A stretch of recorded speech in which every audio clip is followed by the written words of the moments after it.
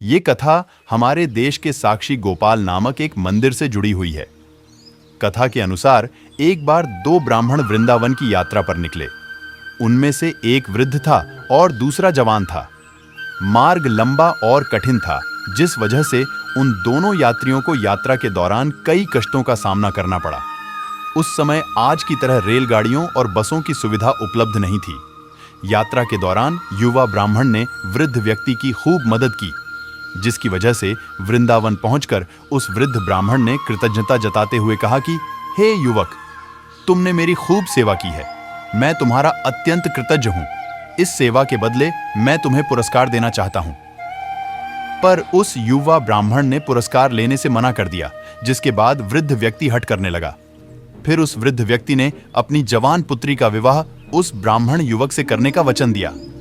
ब्राह्मण युवक ने वृद्ध व्यक्ति को समझाया कि ऐसा नहीं हो सकता, क्योंकि आप बहुत अमीर हैं और मैं तो बहुत गरीब ब्राह्मण हूं।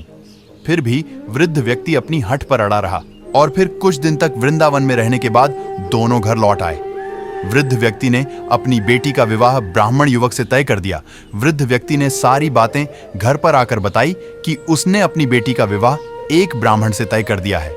पर पत्नी को यह सब मंजूर नहीं था। उस वृद्ध पुरुष की पत्नी ने कहा कि अगर आप मेरी पुत्री का विवाह उस युवक से करेंगे तो मैं आत्महत्या कर लूंगी। कुछ समय व्यतीत होने के बाद ब्राह्मण युवक को चिंता होने लगी कि वृद्ध अपने वचन को पूरा करेगा या नहीं। फिर ब्राह्मण युवक से रहा न गया और उसने वृद्ध ब्राह्मण के पास जाकर उसको अपना वचन याद करवाया। वो वृद्ध पुरुष मौन रहा और उसे डर था कि वो अपनी बेटी का विवाह इससे करवाता है तो उसकी पत्नी अपनी जान दे देगी। वृद्ध पुरुष ने कोई उत्तर नहीं दिया। तब ब्राह्मण युवक ने उसका दिया हुआ वचन याद करवाने लगा। तभी वृद्ध ब्राह्मण के बेटे ने उस ब्राह्मण युवक को ये कहकर घर से निकाल दिया कि तुम झूठ बोल रहे हो, तुम मेरे पिता को लूटने के लिए आए हो। फिर ब्राह्मण युवक ने कहा कि ये सारे वचन तुम्हारे पिताजी ने शिवगृह के सामने दिए थे। तब वृद्ध व्यक्ति का ज्येष्ठ पुत्र, जो भगवान को नहीं मानता था, युवक को कहने लगा कि अगर तुम कहते हो कि भगवान इस बात के साक्षी हैं तो यही सही। अगर भगवान प्रकट होकर ये साक्ष्य दें कि मेरे पिता ने वचन दिया है तो तुम मेरी बहन के साथ विवाह कर सकते हो।